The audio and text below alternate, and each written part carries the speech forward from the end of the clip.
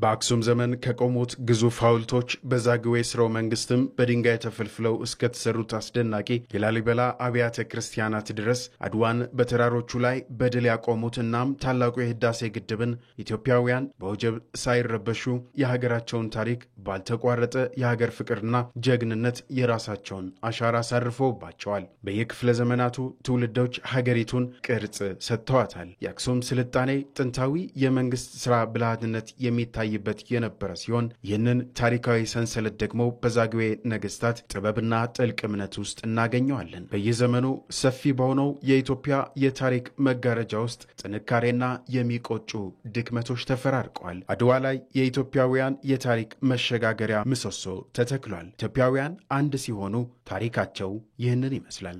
ኢትዮጵያ ረጅም የመንግስት ታሪክ አላት። የህዝቡንና የሀገሪቱን አጠቃላይ ታሪክ ደግሞ ብንወስደው ወደ ኋላ ሺህ ዓመታት ይሄዳል። በረጅም ታሪካችን ላይ ብዙ ነገሮችን በአንድነትና በህብረት በመቆም ማሳካት ችለናል። የኢትዮጵያ ስልጣኔ ከዓለም ስልጣኔ ቀደምት የሆነበት ከዛም ደግሞ በተለይ የላሊበላን አይነት ውቅር አብያተ ክርስቲያናትን የአክሱም ሐውልቶችን በጌጠኛ ድንጋዮች ወጥ ከሆኑ መስራት የተቻለው የጎንደር አብያተ መንግስታትን መስራት የተቻለው ጢያን ኮንሶን የመሰለ ትልቅ የአካባቢ ጥበቃና ህብረተሰብን ያሳተፈ የዘመናት የርከን ስራ ሁሉ የምን ውጤት ነው ቢባል የአንድነታችን ውጤት ነው። የአሁኑ ትውልድም በእነዚህ ታሪካዊ መሸጋገሪያ ነጥቦች ላይ ቆሞ ያለፉትን ዘመናት ታሪካዊ ስብራቶችና ቁስሎችን መጋፈጥ እነሱንም የመጠገንና የማዳን ምዕራፍ ላይ ተገኝቷል። ከዚህ ካለንበት አሁናዊ ችግርና ሁኔታ ስብራት ሊያወጣን የሚችለው ብቸኛው መንገድ መደመር ነው። መገስገሻ መንገዳችን መደመር ነው። ለምንድነው መደመር ብቸኛ አማራጭ የሚሆነው? ሌሎች አማራጮች ለምን ሊታዩ አይችሉም?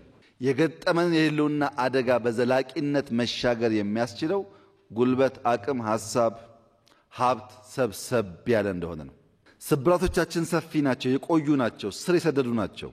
በመደመር በመደጋገፍ ከቅናት ከሴራ መልካም ነገር አይቶ ካለማድነቅ በሽታ ካልተፈወስን በስተቀር የምናልመውን ሁለንተናዊ ብልጽግና እናመጣም። ሁሉም ለብልጽግና መትጋት ያለበት ለለውጥ ለመሻሻል መትጋት ያለበት ለራሱ ብቻ ሳይሆን ለልጆቹም ጭምር። በእዳ በስብራት የተሞላ ሀገር ልጆች ከተረከቡ ኑሯቸው እንደኛ በመከራ የተሞላ ይሆናል፣ በችግር የተሞላ ይሆናል። በትናንትና እያላዘነ መኖር መደመር አይፈልግም። ከትናንትና መልካም ወስዶ ዛሬ ሰርቶ እጅግ የላቀውን ማሸጋገር ነው የሚያስበው። የትውልዱ ኃላፊነት የዛሬንና የነገን ታላቅነት ለመገንባት የጥንት አባቶች ደምና አጥንት ለከፈሉባት የምትመጥን ኃያልና የምትፈራ ሀገር መፍጠር ነው። ኢትዮጵያ በጣም ረጅም ታሪክ ያላት ሀገር ናት። እንደውም የሰው ዘር ከነድንቅነሽ ጀምሮ እዚሁ በኢትዮጵያ ያለው ስልጣኔ ያለው ታሪክ ያለው የባህል ስብስብና በጣም በተለያዩ አካባቢዎች የተለያየ ቋንቋና ባህል የመኖሩ ነገር ይሄ ራሱን የቻለ ሀብት ነው። ወጣቱ የአርበኞቹን ፈለግ በመከተል በራሳቸው ጥረት ህይወታቸውን ማሻሻል አገሪቷም እንድትለማ ያለው ችግር እንዲፈታ ከድህነት ተላቆ ህዝቡ የተሻለ ኑሮ እንዲኖር ብዙ ነገር ማድረግ ይቻላል እና ማስታወስ ያስፈልጋል። በእያንዳንዱ እውነተኛ ኢትዮጵያዊ ልብ ውስጥ የኢትዮጵያዊነት መንፈስ የማይጠፋ ውርስ ነውና ትውልዱ የቀደሙ ጥንካሬዎችን አስቀጥሎ ድክመቶችንም ጠግኖ ታላቅና የምትፈራ ሀገር የመፍጠር ራዕይን ሰንቋል። ወደ ሌላኛው ዝርዝር ዘገባ ስናልፍ ደግሞ የሀገራት እድገት ትልቁ ኃይል የመሪዎች ግልጽ ራዕይና የአመራር ብቃት ከህዝብ ንቁ ትብብር ጋር ሲዋሃድ መሆኑ ይገለጻል። በ1950ዎቹ ከብዙ ከድህነት ወለል በታች ከሆኑ ሀገራት የባሰ የኢኮኖሚ ሁኔታ የነበራቸው የእስያና የአውሮፓ ሀገራት በመሪዎቻቸው የኢንዱስትሪ ራዕይ በህዝቡ የስራ ትጋትና የትብብር መንፈስ ዛሬ በዓለም ግንባር ቀደምት ሀገር ተርታ የሚጠሩ ሆነዋል። በኢትዮጵያ የተጀመረው ይህ አይነት አካሄድ እውን እንዲሆንም የትውልድ የአርበኝነት መንፈስ የሚገለጥባቸው ብሔራዊ ጥቅምን ያማከሉ ስራዎች እንደሚያስፈልጉም ተገልጿል። ወይንሸት ደጀኔ ተጨማሪ አላት። ኢትዮጵያ በዛ ዘመን ጦርነት ቢነሳ ለመስዋዕትነት ዝግጁ የሆነ አሁን ደግሞ የማደግ ቁጭት ቢያድርበት መቀነቱን ለመፍታት ያልሳሳ ትውልድ አስተናግዳለች። ከዚህ ወኔና መነሳሳት ፊት ደግሞ አስተባብሮ የሚመራ መሪ፣ የመሪውን ልብ አድምጦ የተከተለ ህዝብ መኖሩ አያጠያይቅም። ይህ ትናንት ባድዋ፣ ዛሬ በአባይ፣ ነገ ደግሞ በባህር በር የሚደገም የትውልድ የአርበኝነት ታሪክ የመሪዎቹም የጥበብ ፍሬ መሆኑን በርካቶች ይስማሙበታል። የማንኛውም የሀገር ግንባታና ልማት ሂደት ግልጽ የማደግ ራዕይ ያለው መሪ ሚና ትልቅ ቁልፍ መሆኑም የዓለም እውነታ እንደሆነ ዛሬ ማን ይደርስባቸዋል የሚባሉት እነ ደቡብ ኮሪያ፣ ቻይናና ሲንጋፖር የመሳሰሉ ሀገራት ማረጋገጫ ናቸው።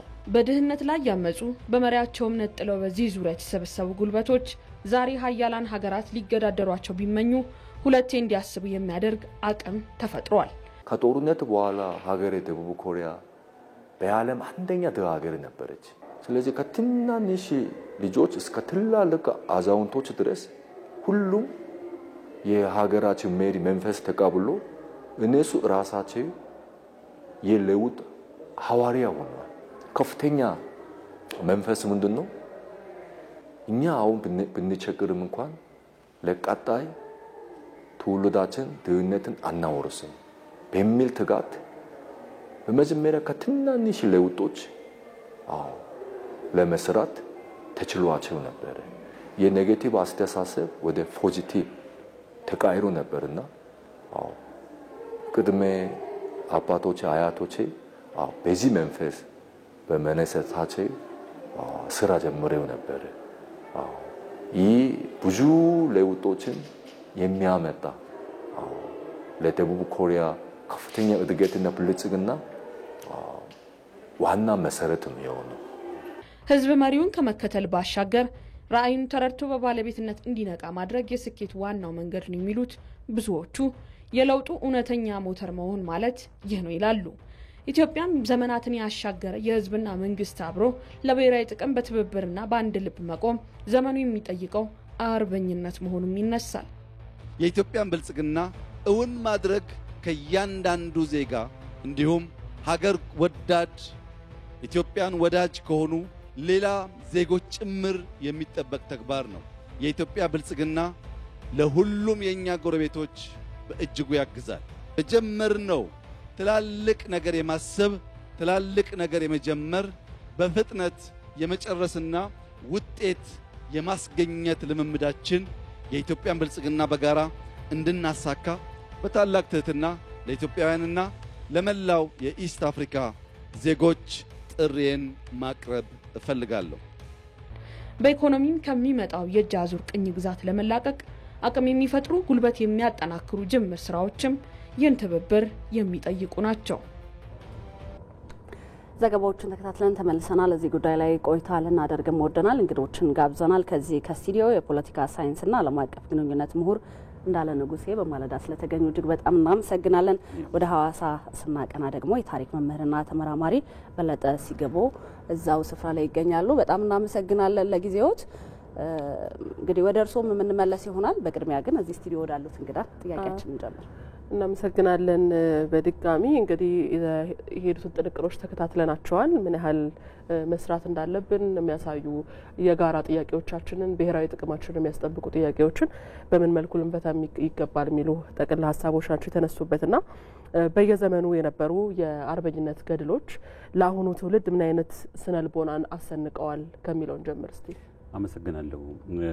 እንግዲህ ያው ከሀሳቡም እንዳየነው ከመነሻው ማለት ነው ይሄ ኢትዮጵያ ለረጅም ጊዜ በርካታ የአርበኝነት ገድሎችን ስራዎችን ያስመዘገበችበት አገር ነች። እንግዲህ የሚታዩ ናቸው። ቅድም እንደተጠቀሰው የአክሱምን ብናይ፣ ሶፍ ዑመርን ዋሻ ብናይ፣ ላሊበላ፣ ሌሎቹን ስራዎች እንደዚህ ብናይ አባቶቻችን እናቶቻችን ትልቅ ጽናትን፣ ትልቅ መተባበርን፣ በመሪ ስር መመራትን በአጠቃላይ ለሀገር መስዋዕትነት መክፈልን ከራስ በላይ አገርን ማስቀደምን አስተምረውናል። እንግዲህ ይህ ትልቅ ትምህርት ነው። እንግዲህ ሌሎቹ ሀገሮች እኮ ቅድም አሁን ከደቡብ ኮሪያ ሲያነሳ ነበር የዚህን ያህል የኛን ያህል መነሻ የሆነ ታሪክ አልነበራቸውም እነሱ ሲነሱ።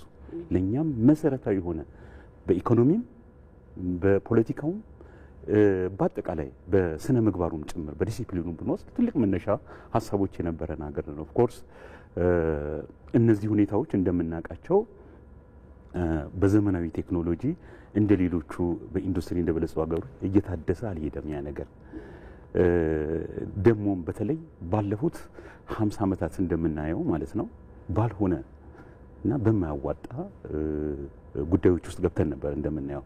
ያ እንግዲህ ለምንድነው ምቹ ሁኔታ የፈጠረው ብንል አንደኛ ለውጭ ጠላቶቻችን ጸጋችንን በረከታችንን እንዳንጠቀም ከውስጥ ባንዳዎች ጋር በመነጋገር ማለት ነው በመናበብ ኢትዮጵያን እንግዲህ ወደ አስፈሪ ሁኔታ በቃ ምንነካቸው እንግዲህ ዓለም እንዴት በእኛ ላይ ይዘባበት እንደነበረ በቅርብ ጊዜ የምናውቀው ጉዳይ ነው። ስለዚህ ከዚህ አንፃር እንዴት ወደዚህ ወረድን?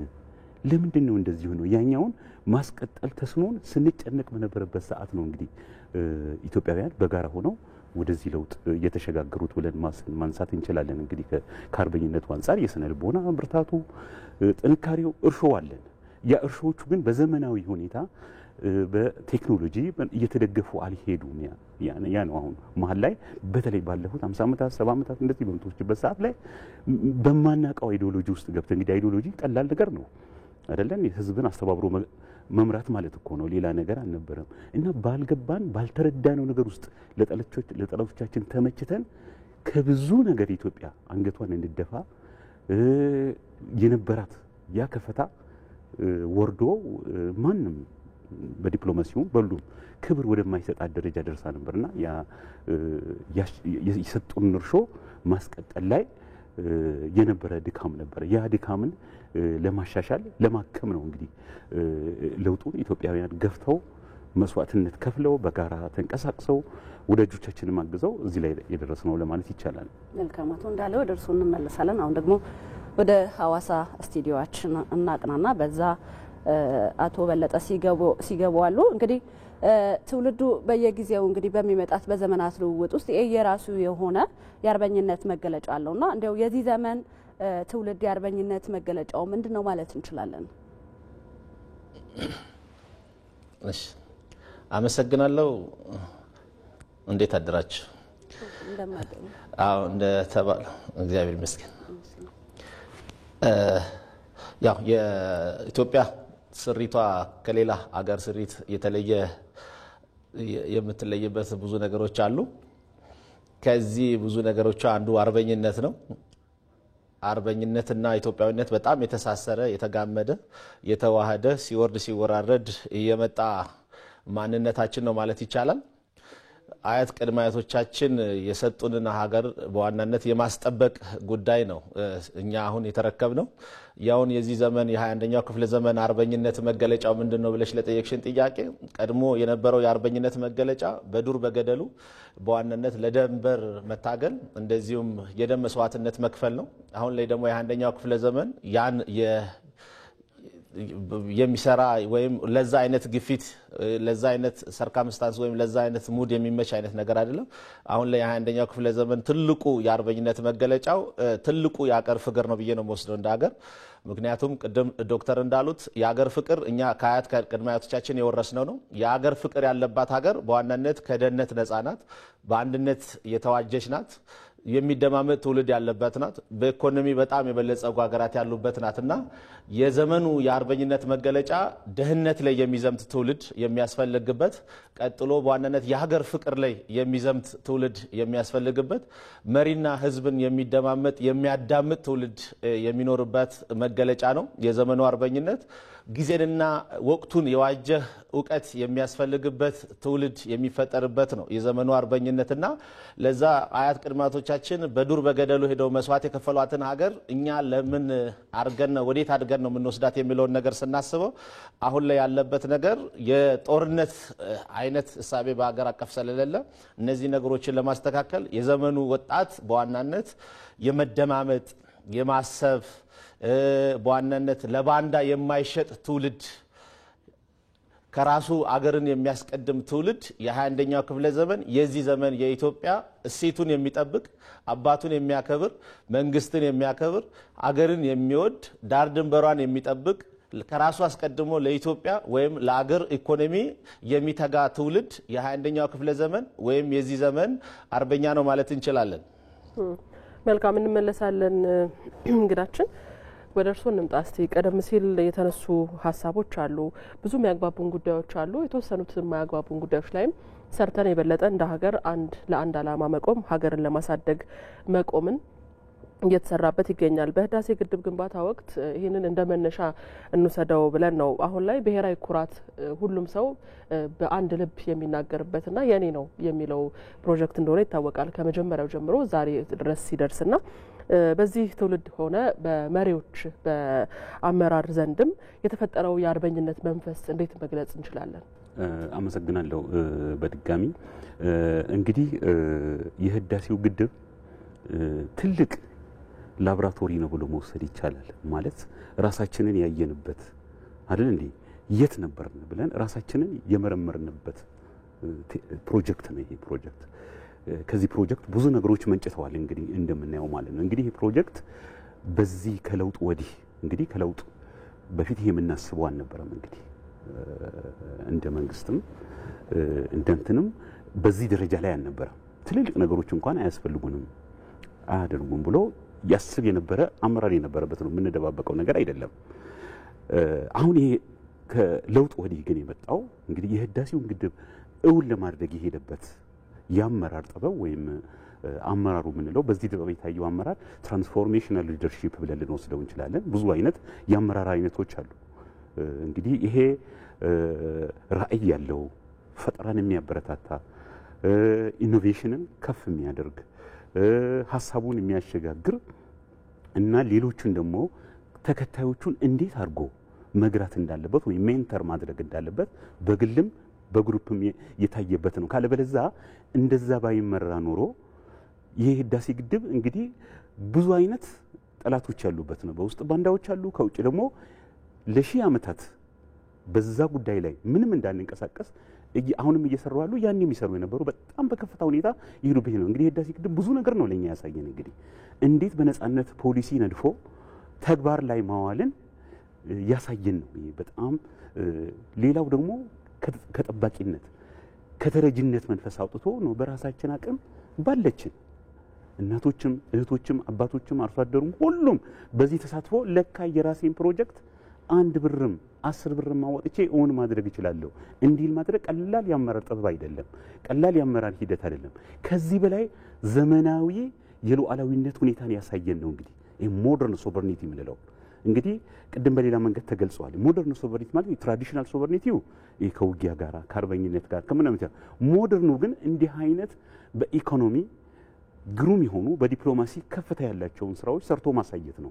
ይሄ ዘመናዊው ሞደርን ሶቨርኒቲ ብለን የምናየው ነው ባካሄዱ ማለት ነው። ስለዚህ ሌላው እንግዲህ አድዋን መድገም እንደምንችል አሳይቶናል። እንግዲህ አድዋም ፊዚካሊ የተዋጋ ነው፣ ኮሎኒያሊዝምን ነው ያሸነፍ ነው። አሁን ደግሞ በአእምሮም ይዋጉናሉ። ፖሊሲ መንደፍ አትችሉም፣ እኛ ባሳየናችሁ መንገድ ብቻ አቅጣጫ ነው መጓናው ነው፣ እንደዛ መንጓዝ አንችልም ብለን ኒዮ ኮሎኒያሊዝምን ማሸነፍ እንደሚቻል ለአፍሪካ ወንድሞቻችን ለዓለም ያሳየንበት ፕሮጀክት ነው። ይሄ ፕሮጀክት በግምት የሚመራ አይደለም። እንደሚታየው ትራንስፎርሜሽን ይሄ መስዋዕትነት የሚከፍል አመራር መስዋዕትነት የሚከፍል የሚያሳይ ፔኑ የሚሸከም ምክንያቱም ብዙ ውዝፍ ነው ያለብን እንግዲህ የተዋረንበት ሁኔታ እኮ ነው የነበረው በግልጽ ስንነጋገር። ስለዚህ ከዚህ አንፃር በዚህ ውስጥ የታየው አመራር ዓለምንም ያስደነቀ እንግዲህ ለአፍሪካ ወንድሞቻችን ምሳሌ ሆነ እኮ ነው። ኧረ ተው ይሄ ነገር አይሆንም፣ እንዴት የህዳሴ ግድብ ትነካላችሁ? እንዴት እንግዲህ ግብጾች ሌሊትም ቀንም ስራቸው ምንድነው? ኢትዮጵያ ውስጥ ያለው ይሄ ፕሮጀክት እንዳይሳካ ማንኛውም መስዋዕትነት መክፈል ነው። ለግብጽ ህዝብ አስበው አይደለም። እነሱም በተራቸው ባንዳ ናቸው ሊያስቀምጧቸው ሊዮ ኮሎናይዘሮች ማለት ነው። የግብጽ ትልቅ ቦታ ቢደርስ ኢትዮጵያ አትጎዳም፣ ኢትዮጵያውያን አይጎዱም። ሼር ነው የምናደርገው ብዙ ነገር ማለት ነው። ግን ያ የተሰጠው የኮሎኒያሊዝም አሳይመንት ስላለ እረፍት አይሰጠውም። ስለዚህ ብዙ ባንዳዎችን ይፈለፍላል፣ ብዙ መስዋዕትነት ይከፍላል። ከዚህ አንፃር ይሄ ትራንስፎርሜሽናል ሊደርሺፑ ያሳየው ከፍታ ያሳየው እንግዲህ በብዙ ጫና ነው ብዙ አይተናል እኮ እንደ ህልም የሚያየው ሁሉ ብዙ አለ እስካሁን ድረስ እኮ እውነት ተሰርቷል እንዴ ብሎ የጠየቁ ሁሉ አሉ አይደል እንደዚህ አይደለም ብሎ የተናገሩ ሁሉ አለ አሁን ቦታው ሲሄዱ ነው ጉዳዩ ስለዚህ ብሩ ነው ይከፈተልንናውና እዚህ ላይ የታየው ሊደርሺፕ ወደፊት በምን ያህል ፍጥነት ልንጓዝ እንደምንችል የታየበት ነው ብሎ መውሰድ ይቻላል። መልካም ነው።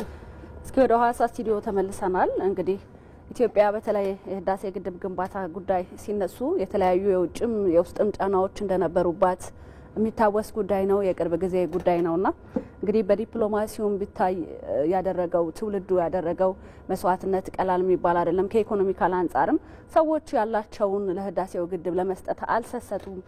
እንዳቅማቸው ሁሉም ያበረከቱበት የኢትዮጵያን ፕሮጀክት ነውና እንደው የነበሩ ጫናዎች የተመለሱበት የትውልድ አርበኝነት የሚታወቅ ነው ቀደም ሲል እንዳነሳሁትና አሁን ደግሞ የምታነሳውን በተለይ የትውልዱ ጥያቄ ሆነው የጊዜው ማለት ነው የባህር በር ጥያቄን ምላሽ ለማግኘት በመታደርገው ጥረት ሊገጥሟት የሚችሉ ተጽዕኖዎች ምን አይነት አርበኝነት ይጠበቃል ከትውልዱ?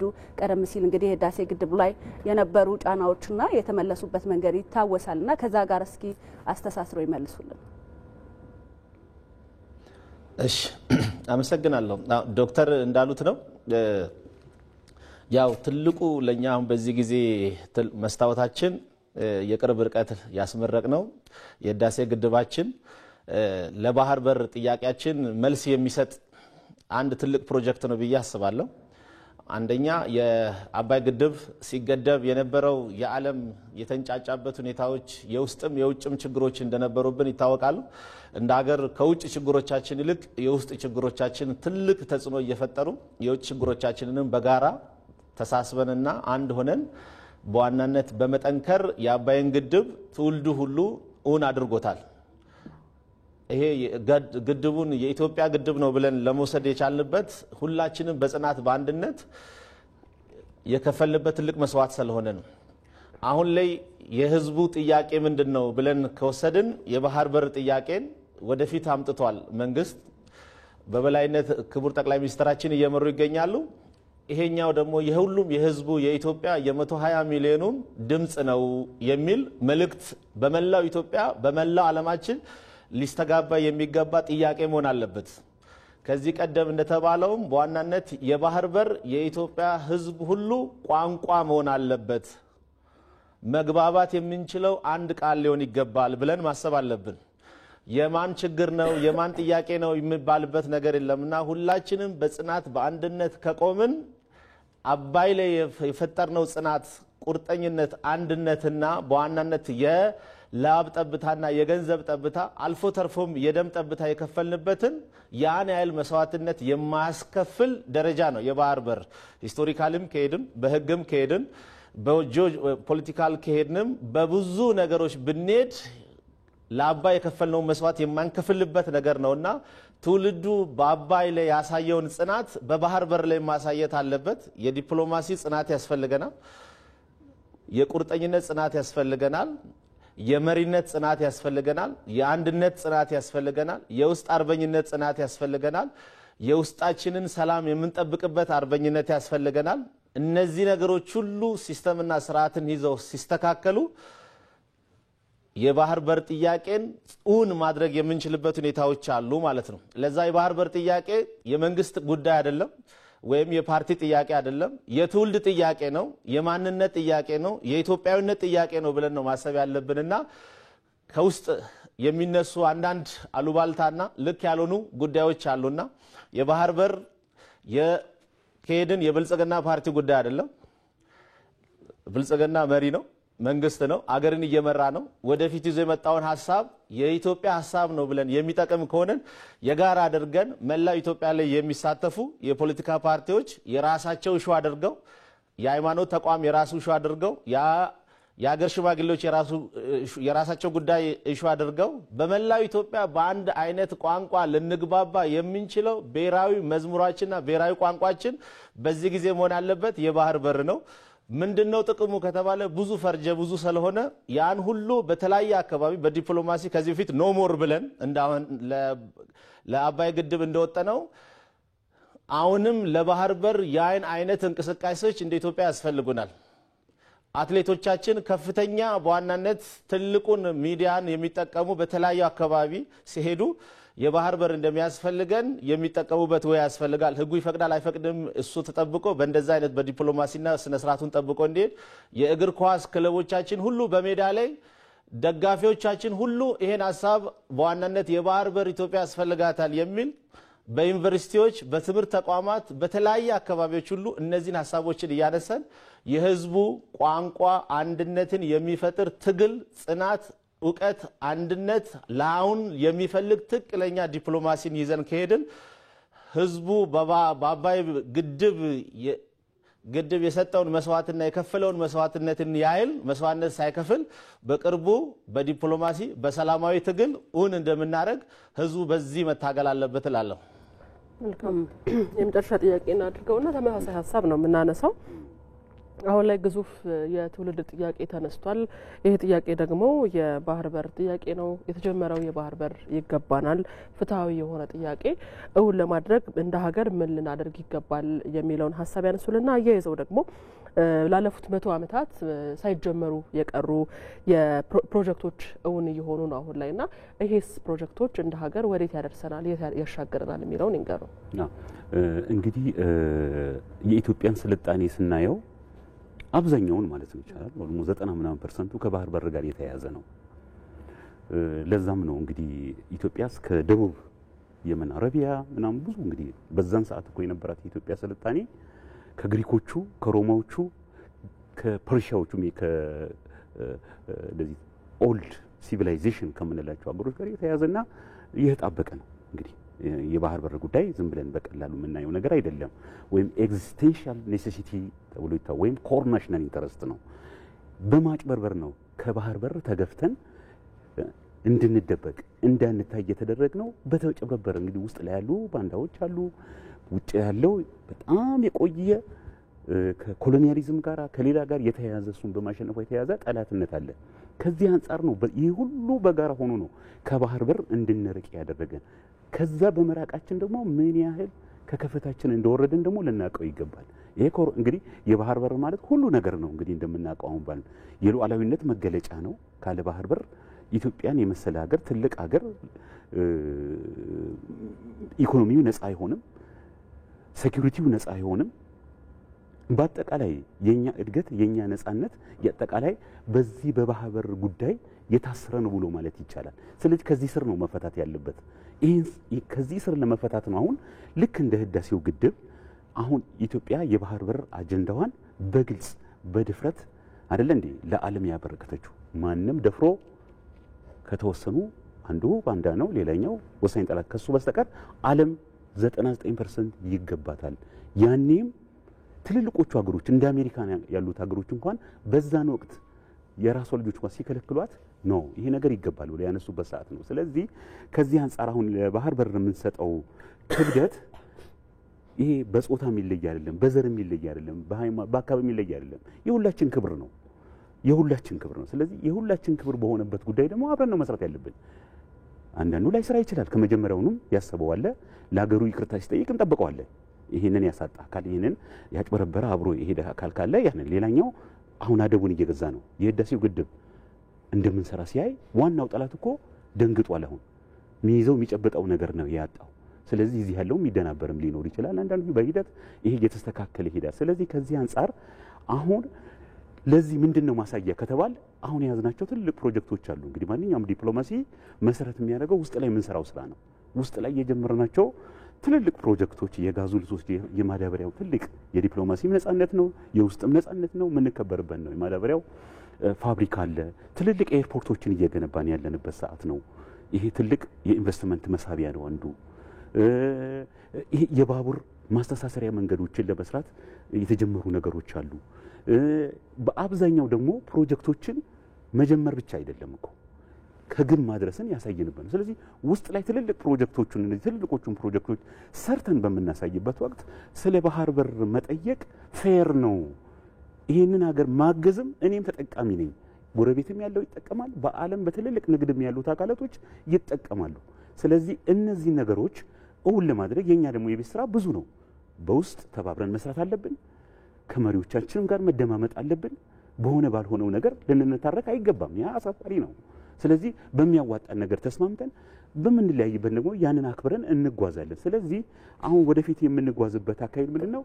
የዜግነት ዲፕሎማሲውን ውስጥ ላይ ያሉትን ነገሮች እነዚህን አስቀድመን እየሄድን ከሰራን እውን የማይሆንበት ምንም ምክንያት የለም። ይህን እውን ማድረግ ደግሞ የሚመጣውን ትውልድ በሩን ወለል አድርገን ከፍተናል። ከዚህ በኋላ ኢትዮጵያ ወደ ኋላ የምትመለስበት ምክንያት የለም። ጉዞዋ ወደፊት ብቻ ነው ብለን የምናረጋግጥበት ነው። ስለዚህ የባህር በር ጉዳይን ከብዙ ነገር ጋር ከምንም ነገር ሊያያዝ የማይገባው ጉዳይ ነው። የፈለገ ቢያነብ የፈለገ ቢሄድ ለነገ ይደርልኛል ቀጥዬ እኔ እንደዚህ ያደርገዋለሁ ብሎ ሊለው የሚገባም ብሔራዊ ኮር ናሽናል ኢንተረስት ነው። ኮር ናሽናል ኢንተረስት ደግሞ ሀገሮች ከዲፕሎማሲ በላይ ሊሄዱበት የሚችሉ ነው። ይሄ ኢትዮጵያውያን ይስማማሉ፣ አድርገውታል ከዚህ በፊትም። ስለዚህ ከዚህ አንጻር አሁን የተያዙትን ፕሮጀክቶች እውን ይሆናሉ፣ እየሆኑም ያሉ አሉ። ስለዚህ ይሄ ደግሞ ለምን መሰረት ይጥላል? የባህር በሩን እውን እንደምናደርግ መሰረት የሚጥል በመሆኑ ሁላችንም ከዚህ ጎን ቆመን እንደተለመደው የምንሰራበት ሁኔታ ይኖራል ማለት ነው። መልካም ነው። ከዚሁ ከስቱዲዮ የፖለቲካ ሳይንስና ዓለም አቀፍ ግንኙነት ምሁር የሆኑት አቶ እንዳለ ንጉሴ በማለዳ ለሰጡን መረጃ እጅግ በጣም እናመሰግናለን። ከሐዋሳ ስቱዲዮም የታሪክ መምህርና ተመራማሪ አቶ በለጠ ሲገቦ ለመረጃው እጅግ በጣም ነው የምናመሰግነው። ባሉበት መልካም ቀን ይሁንልዎት። እናመሰግናለን።